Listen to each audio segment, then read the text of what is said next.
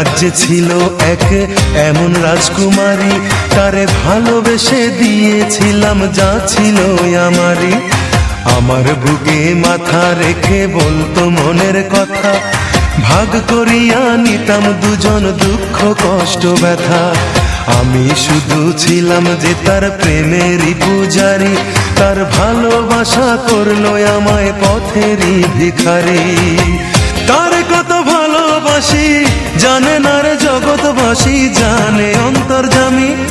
যখন তোমার কেউ ছিল না তখন ছিলাম আমি, এখন তোমার সব হয়েছে পর হয়েছি আমি।